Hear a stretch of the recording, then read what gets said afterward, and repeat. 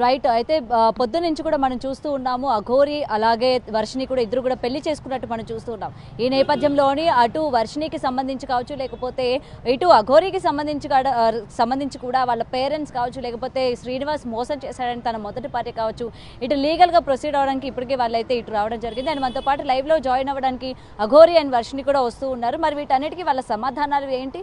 ఈ రోజు వర్షిని పేరెంట్స్ కూడా వెతుకుతూ ఉన్నారు. వర్షిని కూడా చెప్పడం జరిగింది, వాళ్ళ పేరెంట్స్ని తన దగ్గర తీసుకుంటాను, తనతో పాటు వాళ్ళని సర్వైవ్ అయ్యేలా చూసుకుంటాను, ఫైనాన్షియల్గా కూడా చూసుకుంటానని చెప్తూ ఉన్నారు.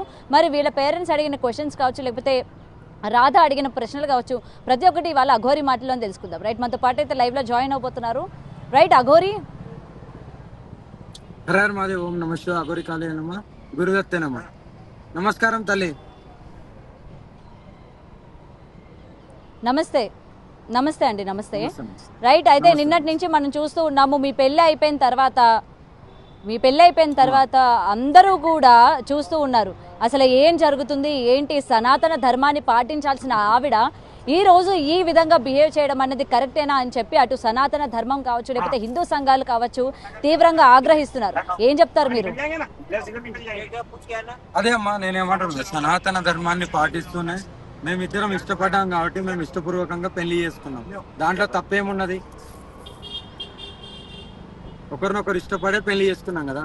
అంటే ధర్మం గురించి పోరాడే వాళ్ళు కానీ ఒకటే అండి, పెళ్లి చేసుకోవాలని ఎక్కడ నన్ను ఉందా? ఎంతో మంది అగురులు పెళ్లి చేసుకున్నారుగా, ధర్మ పోరాటంలోనే ఉన్నారు కదా వాళ్ళు కూడా. కానీ ఒకటి చెప్తాను, మీరు మొత్తం కూడా అటు తల్లిదండ్రుల్ని కావచ్చు, లేకపోతే సమాజాన్ని కావచ్చు మొత్తం వదిలేసి దైవారాధనలో ఉంటానన్న మీరు ఈ రోజు ఓకే మీ భవిష్యత్తు ఎలాగైనా వెళ్ళండి, కానీ అటు సైడ్ ఒక అమ్మాయి భవిష్యత్తు పాడైపోయిందని చెప్పి ప్రశ్నిస్తున్నారు కదా. ఎవరి భవిష్యత్తు పాడైపోయింది? వర్షినిదా? వర్షినిది. భవిష్యత్తు ఏమి పాడైపోలేదు.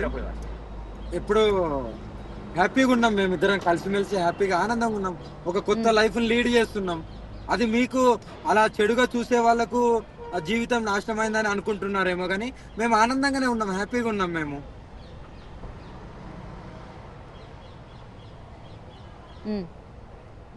ఓకే సరే, నిన్న మీరు అడిగారు కదా ప్రూఫ్స్ ఏవైనా ఉంటే బయట పెట్టండి అని చెప్పి. మరి పొద్దు నుంచి కూడా మీరు లైవ్ చూసే ఉండొచ్చు. రాధ మీకు చేసిన ట్రాన్సాక్షన్స్ కావచ్చు, ఇలా ప్రతిదీ కూడా ఇవాళ ప్రూఫ్స్తో సహా బయట పెట్టడం జరిగింది. అండ్ మీతో కలిసి దిగిన ఫొటోస్ కావచ్చు. ఏం చెప్తారండి మీరు? పక్క పొంటి నాతోని సెల్ఫీలు దిగడానికి ఫోటోలు దిగడానికి లక్షల మంది వస్తారు, వాళ్ళందరూ ఇలాగే పెడతారా? నేనేమంటున్నాను, మ్యారేజ్ ఫొటోస్ ఏమైనా ఉంటే పెట్టండి. పసుపు అమ్మో పసుపు తాడో కాదు, అక్కడ ప్రూఫ్స్ కావాలి, ఒక వీడియోనో లేకుంటే ఏదైనా ఫోటోలు ఉంటే పెట్టండి. ట్రాన్సాక్షన్ అంటవా? వాళ్ళు ఏదైతే నేను ఇందాకనే వేరే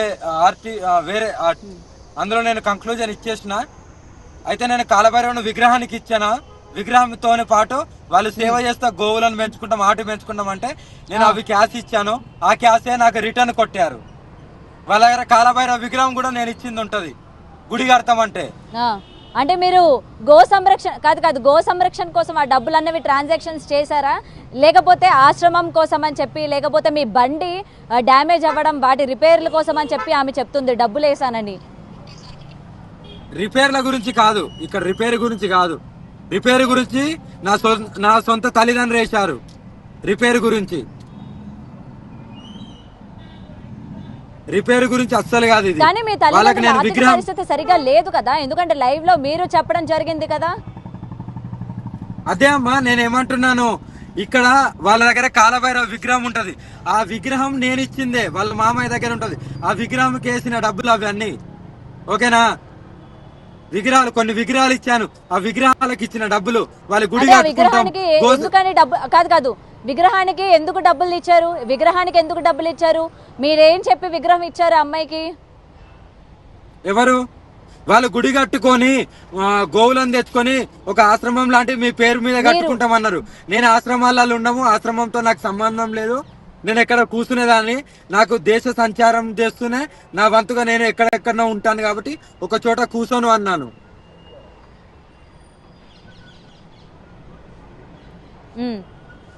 సో మీరే ఆశ్రమం కావాలని అడిగారా? నేను ఆశ్రమం కావాలని ఎప్పుడు అడగను, అలా అనుకుంటే ఎప్పుడో కూర్చుంటే దాన్ని. ఇప్పుడు నా ఆడియోలు బయట పెట్టింది కదా, ఆమె మాట్లాడిన ఆడియోలు బయట పెట్టండి, అప్పుడు తెలిసిపోద్ది కదా ఎవరేంటిది అనేది.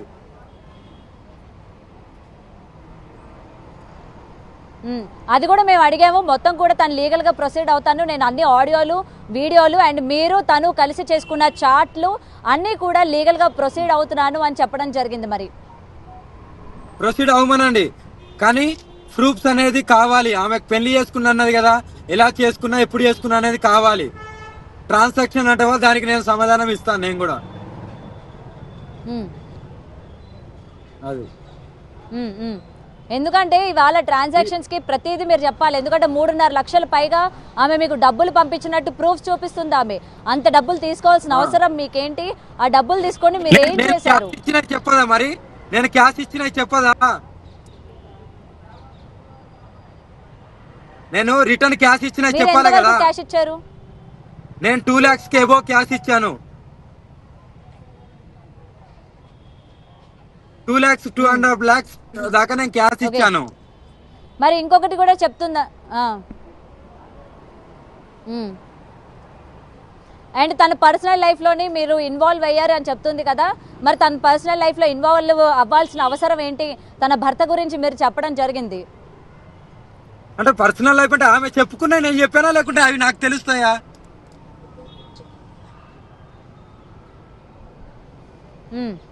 ఇప్పుడు ఆమె దేంతో అప్రోచ్ అయింది? మీడియా ముందు చెప్పారని చెప్పి ఆమె క్వశ్చన్ చేస్తుందా, లేకపోతే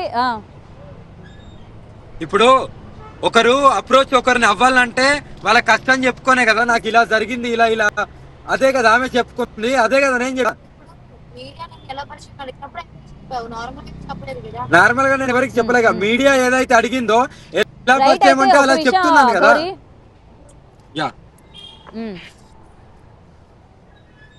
ఇప్పుడు మానసిక పరిస్థితి సరిగా లేని వాళ్ళు, అంటే ముఖ్యంగా ఇటువంటి డిప్రెషన్లో ఉన్న వాళ్ళకి మీరు దగ్గర అవుతున్నారని, వాళ్ళ పర్సనల్ ఇష్యూస్ మీరు తెలుసుకుంటున్నారని, తెలుసుకున్న తర్వాత వాళ్ళకి దగ్గర అయ్యి ఈ ప్రేమ పెళ్లి ఇలాంటి మాయ మాటలు చెప్తున్నారు అనైతే ఇక్కడ ఈ అమ్మాయి ఆరోపిస్తుంది. ఏం చెప్తారు మీరు?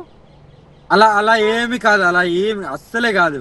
చెప్తున్నా కదా, ఆమె ప్లాన్ అంతా సర్వనాశనం అయిపోయింది.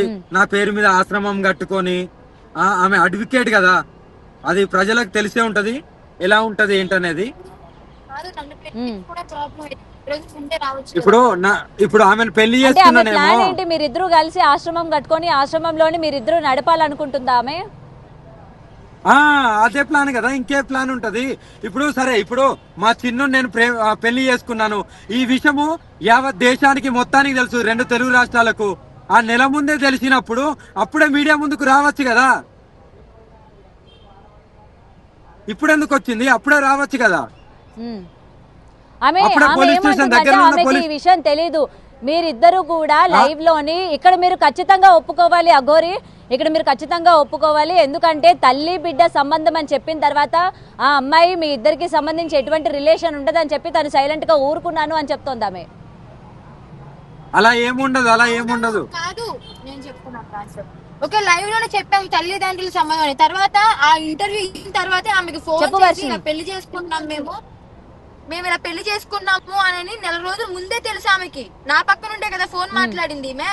అంటే అప్పుడు ఆ నెల రోజుల ముందు తెలిసినప్పుడు అప్పుడు రాకుండా ఇక్కడ అమ్మాయి ఒక క్వశ్చన్ కూడా రైజ్ చేసింది. రాధాకి అఘోరికి పెళ్లి అయిందన్న విషయం నీకు తెలుసు, మీరిద్దరూ కలిసి అఘోరి కోసం కొట్టుకున్నారు అని కూడా ఆమె చెప్తోంది. ఇది నిజమేనా?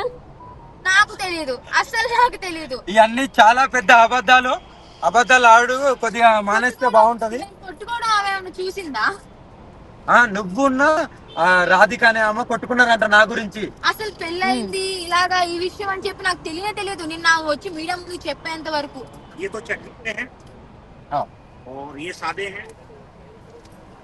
ఓకే, ఎందుకంటే నిన్న మీడియాలో ఆమె అంత గట్టిగా చెప్పింది, వర్షినికి తెలుసు నేను ఉన్నానని, నన్ను తను ప్రేమించాడు, పెళ్లి చేసుకున్నాడు అని కూడా చెప్తుంది. మరి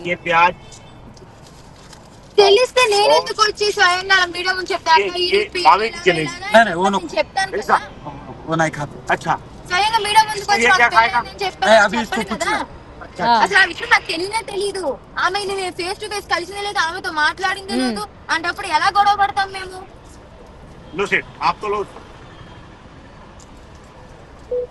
ఓకే, అండ్ వర్షిని ఈ రోజు మీ తల్లిదండ్రులు కూడా లీగల్ గా ప్రొసీడ్ అవుతూ ఉన్నారు. మీకు జరిగింది పెళ్ళే కాదు, అలా ఎలా పెళ్లి చేసుకుంటది అని చెప్పి కూడా క్వశ్చన్ చేస్తున్నారు. ఏం చెప్తారు మీరు?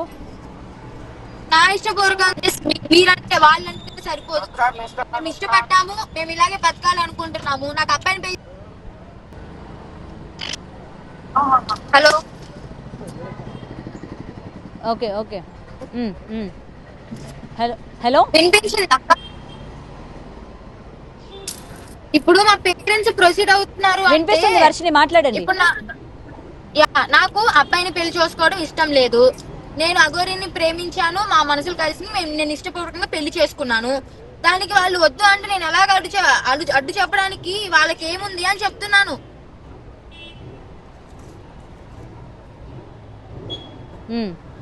ఓకే. అండ్ వర్షిని ఈ రోజు అటు శ్రీనివాస్ అలియాస్ అఘోరి పైనే కాదు, మీ మీద కూడా చాలా ఎలిగేషన్స్ వస్తున్నాయి. విష్ణుకి మీకు సంబంధం ఉంది అని కూడా చెప్తూ ఉన్నారు. దీనికి మీరు ఇచ్చే క్లారిఫికేషన్ ఏంటి? విష్ణుకి నాకు అన్న చెల్లి సంబంధం.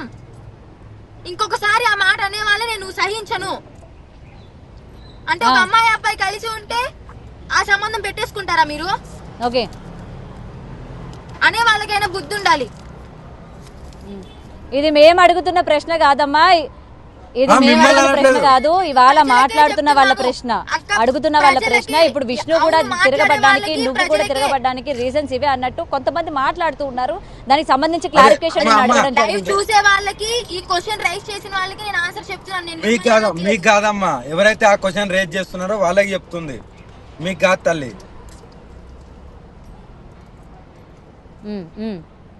అదే అదే అదే రైట్. అయితే మరి రాధకి సంబంధించి ఇంకెవరు కూడా ప్రొసీడ్ అవ్వకూడదు అని అంటారా? ఎందుకంటే మీ దగ్గర ఎటువంటి ప్రూఫ్స్ కూడా లేవు, ఆ అమ్మాయి దగ్గర కూడా ఏం పెద్ద ప్రూఫ్స్ ఏంటంటే కేవలం ట్రాన్సాక్షన్స్, చాట్లు కూడా బయట పెడతానని చెప్పి బర్త్డే సెలబ్రేషన్స్ కూడా వాళ్ళు చేశారని చెప్తూ ఉన్నారు. మరి నేను ఒకటే అంటున్నా, ఇప్పుడు నా ఆడియో రికార్డింగ్ పెట్టింది కదా, మళ్ళీ ఆమె రికార్డింగ్ పెట్టమను, పెళ్లి ఫోటోలు వీడియో పెట్టమను, ఓకేనా? నా కాలభైరవ విగ్రహం వాళ్ళకి ఇచ్చాను, వాళ్ళు గుడి కట్టుకుంటా అన్నారు. అవన్నీ ఎవిడెన్స్ లన్నీ మీ ఫోన్ లో ఉన్నాయని చెప్తుంది. నా ఫోన్ లో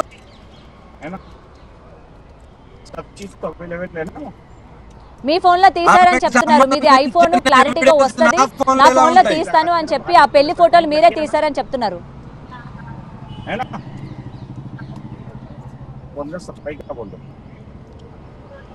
అస్సలు అబద్ధం. వాళ్ళ ముంగటనే 2 లక్షల చిల్లర ఇచ్చాను నేను.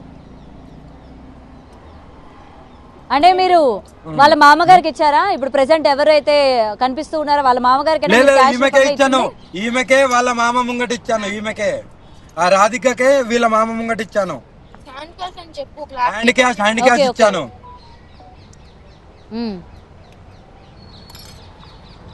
ఓకే. ఆ హ్యాండ్ క్యాష్ ఇచ్చేటప్పుడు వాళ్ళ మామగారే ఉన్నారా? ఇంకెవరు కూడా చూడలేదా దర్దాపుల్లో ఉన్న వాళ్ళు? కానీ అమ్మా హ్యాండ్ క్యాష్ ఇచ్చేటప్పుడు ఏమమ్మా డబ్బులు ఇస్తున్నాను, లోకానికి చూపించుకొని ఇస్తామమ్మా తల్లి. వాళ్ళ మామ ఉన్నాడు, వాళ్ళ మామతో పాటు వాళ్ళ ఏమో అవుతాడు బంధువు, ఆయన ఇద్దరు వచ్చారు.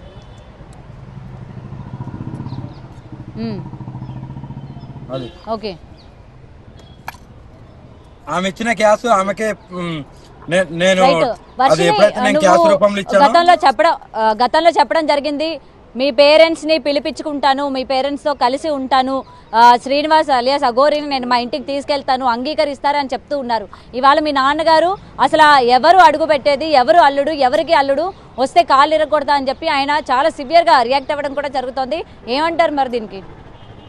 ఓకే, వాళ్ళు ఒప్పుకోకపోతే మేమేం చేయలేము కదా. మేమైతే వాళ్ళు వస్తాను అంటే తీసుకోవడానికి రెడీ. మేము మమ్మల్ని తీసుకోవడానికి వాళ్ళకి ఇష్టం లేదు అంటే ఓకే, మేము రాకుండానే ఉంటాము. వాళ్ళకి ఇష్టం లేకపోతే మా బతికేదో మేము బతుకుతాం. ఇంకా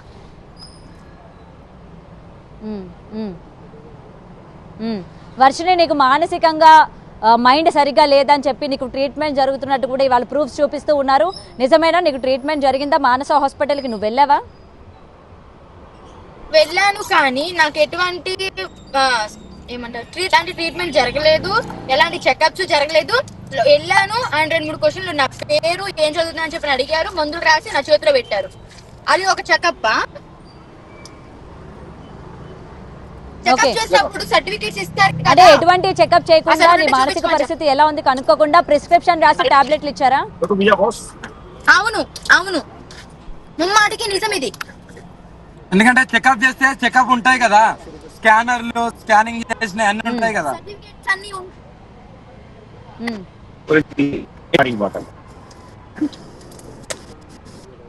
ఉమ్. ఓకే, సో ఎటువంటి స్కానింగ్ రిపోర్ట్స్ అయితే లేవు అయితే వాళ్ళ దగ్గర.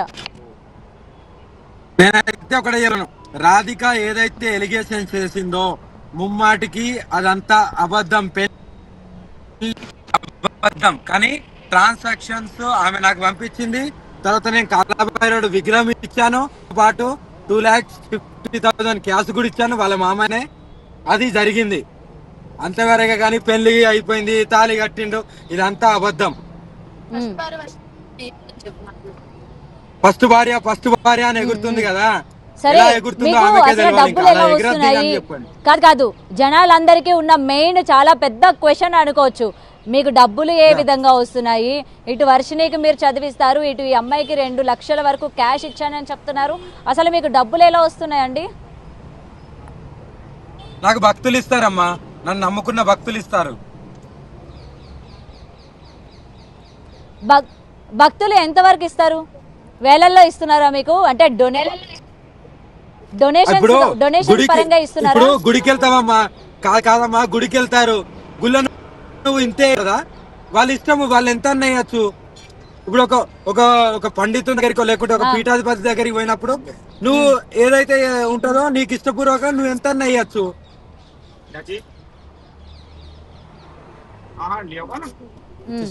నేను ఇస్తే 100 116 తప్ప నేను ఇవ్వనండి నేనైతే. మరి మిమ్మల్ని అంటే నమ్మి జనాలు ఎంత ఇస్తున్నారు? ఇవాళ 2.5 లక్షలు అంటున్నారు, వర్షినికి 1,00,000. ఇంకొక క్వశ్చన్ కూడా, 1,00,000 కట్టాను అన్నారు మీరు వర్షినికి ఫీజు. ఇవాళ వాళ్ళ అన్నయ్య 30,000 మాత్రమే కట్టాడని చెప్తూ ఉన్నారు.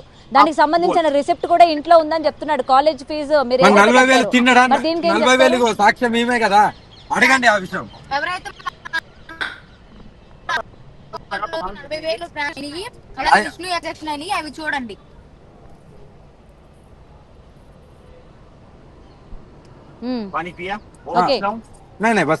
అఘోరి గారు, మీ పైన కేసులు కూడా నమోదవుతూ ఉన్నాయి. మీరు పూజలు చేస్తానని చెప్పి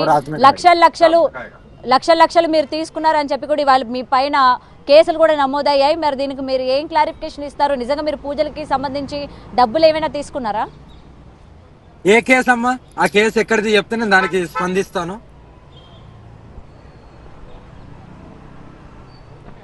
మోకిలా పోలీస్ స్టేషన్ లో నమోదైంది. మీరు ఒక బాధితురాల దగ్గర యోని పూజ చేయిస్తానని చెప్పి 1,00,000 రూపాయల వరకు మీరు తీసుకున్నారు. తర్వాత అక్కడ నుండి పరారయ్యారు అని అయితే కేసు నమోదైంది మీ పైన. ఇది మీ వరకు రాలేదా? అమ్మా, పరారైందని మొన్నటిదాకా హైదరాబాద్ నేనేమంటున్నా, ఆమె ఎవరైతే ఫిర్యాదు చేశారు ఆమె అకౌంట్లోకి వెళ్ళి నా అకౌంట్కి రాలే. బెంగళూరుకు చెందిన ఒక పెద్ద జడ్జి ఆయన అకౌంట్లోకి వెళ్ళి నా అకౌంట్లకు 10 లక్షలు వచ్చాయి. ఈమె మీడియేటర్ ఉంది, ఈమె 5 లక్షలు తిన్నది. ఎందుకు నువ్వు నా పేరు చెప్పుకొని 5 లక్షలు తీసుకున్నావని నేను తిట్టడం జరిగింది. ఆ తిట్టినందుకు ఈమె పోయి కంప్లైంట్ పెట్టేది ఉంటే ఎవరైతే నాకు 10 లక్షలు నా అకౌంట్లకు వాళ్ళు ఈమె అకౌంట్లోకి వెళ్ళి రాలేదుగా, ఈమె ఎలా పెట్టగలుగు? ఆ జడ్జిని పిలిపిమని నేను అడుగుతున్నా. మరి ఆ జడ్జి వచ్చి పెట్టాలి కదా కేసు. అంత డబ్బులు ఈమె 5 లక్షలు కమిషన్ తీసుకున్నది, నాకు వద్దని చెప్పిన. కానీ వేసిన తర్వాత ఇక కంపల్సరీ ఆయన కూడా అన్నాడు, చేసి పెట్టండి అమ్మా, ఒక పూజ చేసి పెట్టండి అంటే చేశాను. ఉజ్జయినికి వచ్చారు, చేశాను. ఉజ్జయిన్ నుండి మళ్ళీ వాళ్ళు క్యాబ్ బుక్ చేసుకొచ్చారు. వినీత ఉన్న ఆ జడ్జి గారు ఇద్దరు కలిసి డైరెక్ట్ బెంగళూరులో ఫ్లైట్ లో వెళ్ళిపోయారు. పూజ చేసింది వినీత కాదు, పూజ చేసింది వినీత కాదు, జడ్జి గారికి పూజ చేశారు. మంత్రిక పూజలు చేస్తారా, తాంత్రిక పూజలు చేస్తారా, వశీకరణ పూజలు చేస్తారా? ఇంత పెద్ద అన్ని రకాల పూజలు చేస్తారు. డబ్బులు తీసుకుంటున్నారు కదా. వాళ్ళు ఇస్తారమ్మా, నేనేమి ఇక్కడ నాకు ఇంత కావాలి అంత కావాలని అడగ.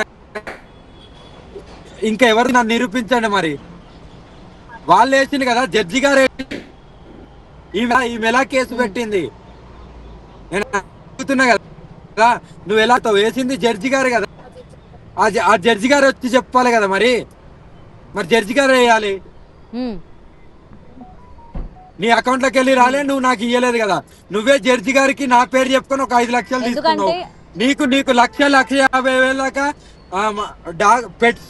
డాగ్స్ కున్నా నీకు రెంట్ లేవన్నప్పుడు 30,000 వేసింది నేనే కదా. ఈ 10 లక్షలు వేయనప్పుడు 10 లక్షలకు ముందే వినీత కష్టాలలో ఉంటే ఆమెకు నేను 1,50,000 దాకా నేనే సాయం చేశా. అవన్నీ నా దగ్గర ట్రాన్సాక్షన్స్ ఉన్నాయి.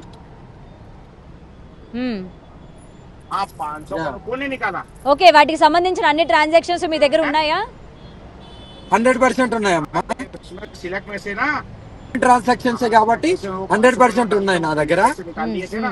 ఇది ఎప్పుడైతే ఇది పూజ కాకముందే నేను 1,50,000 మరి ఓకే, మధ్యలో కమిషన్ తీసుకున్నప్పుడు ఈ రోజు కేవలం మీరు డబ్బులు తీసుకొని పారిపోయారు అని చెప్పి కేసు ఫైల్ చేయాల్సిన అవసరం ఏమొచ్చింది? మీకు ఆమెకి ఏమైనా గొడవలు జరిగినాయా డబ్బుల విషయంలోని? నేను జడ్జి గారి దగ్గరికి వెళ్ళి నా పేరు చెప్పుకొని 5 లక్షలు తీసుకుందా కదా తల్లి. అప్పుడు నేనే హెచ్చరించాను, ఎలా తీసుకుంటావు నా పేరు చెప్పి, అది తప్పుగా అని నేను తిట్టడం జరిగింది.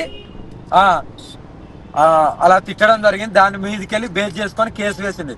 కానీ ఆ కేసు ముమ్మాటికి లాయర్ గారు ఆ జడ్జి గారు వేస్తేనే చెల్లుతుంది. ఈమె అకౌంట్లోకి వెళ్ళి రాలేదు, ఈమె వేయలేదు. ఈమెకు 5 లక్షలు వేసినట్టు జడ్జి గారు వేసినట్టు నా దగ్గర ఆధారాలు కూడా ఉన్నాయి. ఈమె అకౌంట్ డీటెయిల్స్ తీస్తే తెలుస్తుంది.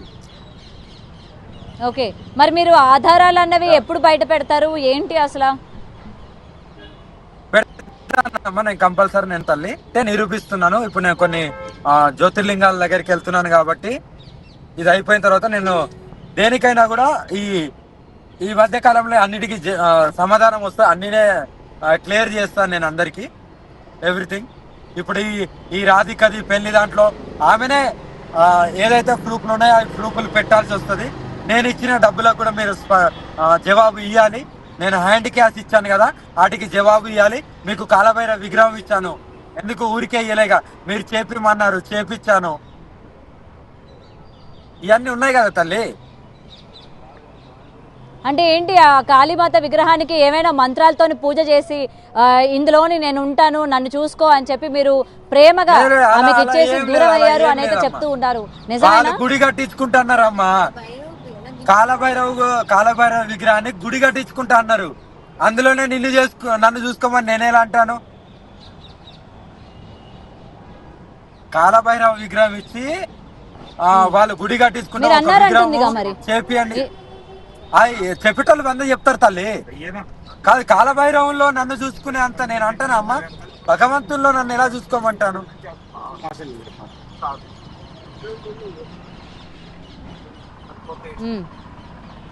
అవన్నీ అపోహలే, వాటిని ఎవరు నమ్మరు. మరి ఈ రోజు వాళ్ళ పేరెంట్స్ కూడా, ముఖ్యంగా వర్షిని పేరెంట్స్ కూడా ఈ పెళ్లి చెల్లదు, ఎందుకంటే ఇలాగా మీరు అంగాన్ని సమర్పించుకున్నానని చెప్తూ ఉన్నారు.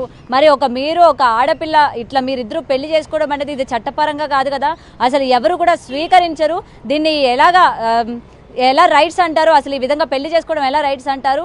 ఖచ్చితంగా దీన్ని మేము ఖండిస్తాము, మళ్ళీ మా అమ్మాయిని మేము వెనక్కి తెచ్చుకుంటామని అయితే వాళ్ళ ఫాదర్ చెప్తూ ఉన్నారు. ఏమంటారు మరి?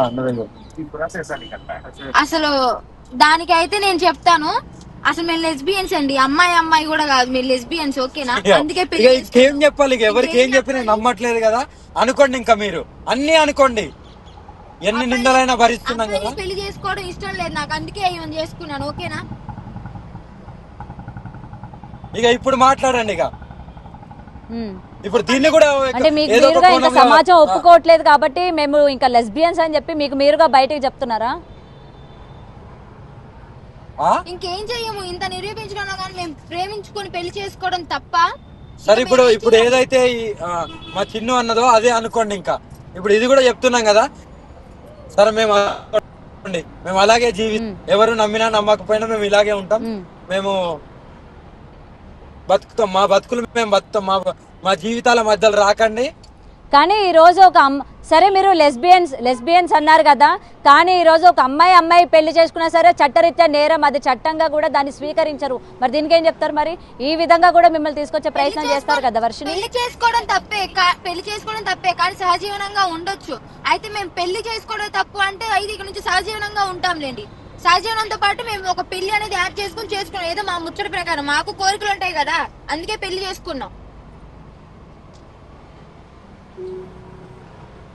ప్రజలు ఏ కోరికలు ఉంటాయమ్మా? అటు అఘోరి నాకేం కోరిక లేవు అని చెప్పి ఇటు అఘోరి దీక్ష పట్టానన్నారు, నీకు ఎటువంటి కోరికలు లేవని చెప్పావు కదా. ఇప్పుడు మీ ఇద్దరికి కలిపి ఎటువంటి కోరికలు ఉన్నాయి?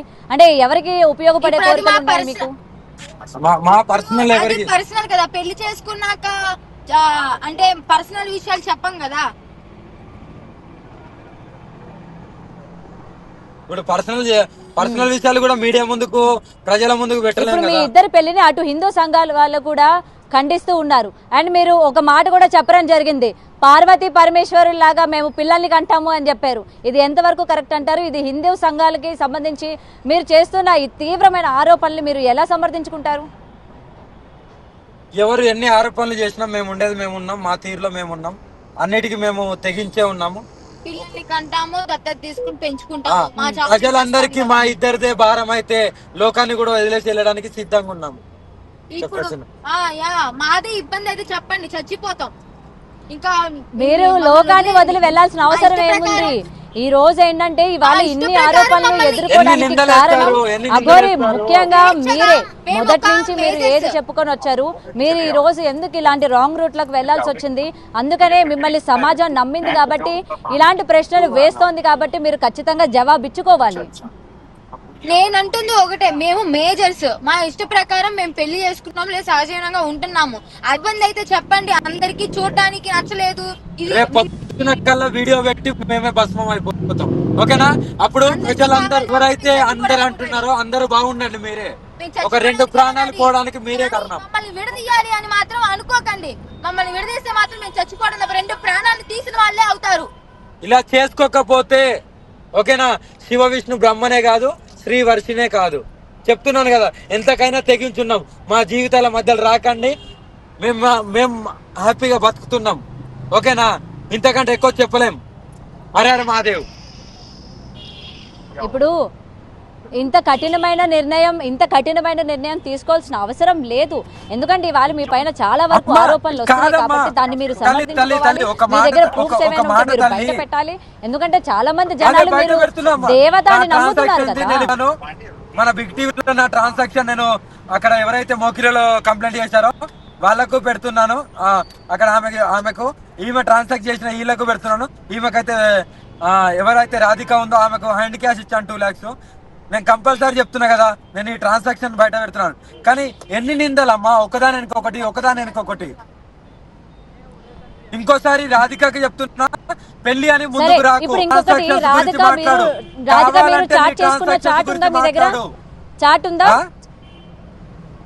అమ్మా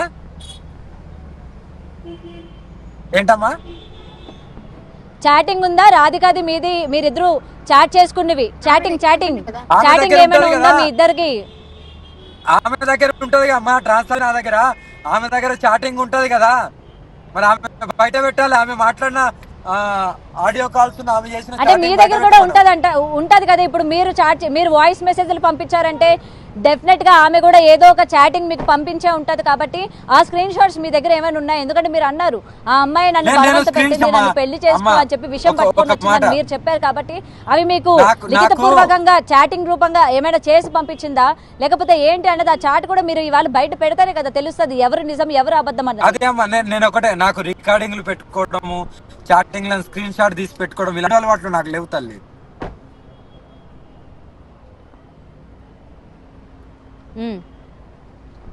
అయితే మీ దగ్గర చాటింగ్ ఏం లేదంటారు? నేను అలా స్క్రీన్ షాట్ లో లేకుంటే ఆడియో రికార్డింగ్ లో నాకు పెట్టుకోవడం నా వల్ల కాదు, నేను పెట్టుకోలేను.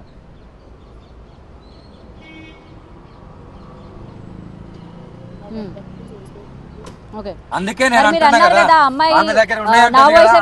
అమ్మాయి వాయిస్ రికార్డింగ్స్ లో లేవు అని అంటే ఆ అమ్మాయి అంటుంది నేను చాట్ పరంగా పంపించాను, తనకి చాటింగ్ రాదు కాబట్టి వాయిస్ పరంగా పంపించాడు అని చెప్తుంది. ఆ చాట్ బయట పెట్టు మరి అది ఎందుకు బయట పెడతలేదు?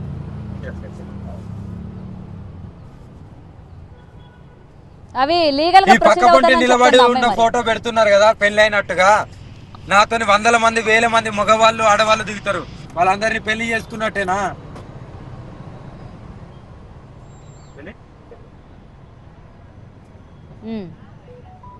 ఓకే. అండ్ ఇంకొకటి బండి పాడైంది, గురించి నేను డబ్బులు వేసాను, ఆ బండి పాడైన ఫోటోలు కూడా ఇవాళ తన దగ్గర ఉన్నాను అని చెప్తుంది. అవి కూడా లీగల్ గానే లాయర్ కి సబ్మిట్ చేశానని చెప్తుంది. మరి ఫోటోలు వీడియోస్ ఉంటే పెట్టమనండి వాళ్ళ దగ్గర ఉంటే. సరేనా తల్లి, నేను బండి వెళ్తుంది, బండిలో ఉన్నాను, కారులో ఉన్నాను, మేము ప్రయాణం కొనసాగిస్తున్నాము. ఒకవేళ నేను ఇప్పుడు రెండింటి మీద క్లారిటీ, రైట్, పెళ్లి రాధిక అనే ఆమె పెళ్లి గురించి కాకుండా ట్రాన్సాక్షన్ గురించి మాట్లాడమనండి. పెళ్లి గురించి ఆధారాలతోని ముందుకురా. నువ్వు పెళ్లి గురించి వీడియోస్ ఉన్నాయేమో ముందుకురా, నువ్వు మాట్లాడిన నువ్వు పెట్టిన చాట్ తోని ముందుకురా. ఏదైతే డైరెక్ట్ ఆయన అకౌంట్ లో పడ్డాయి, గారికి 5 లక్షలు వేయించుకుంది. ఆ జడ్జిని పిలిపియండి, అప్పుడు నిజాలు బయటపడతాయి.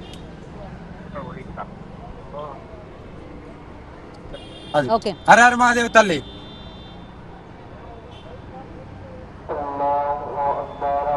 ఓకే అమ్మా, కార్ వెళ్తుంది. ఓకే అమ్మా, కార్ వెళ్తుంది.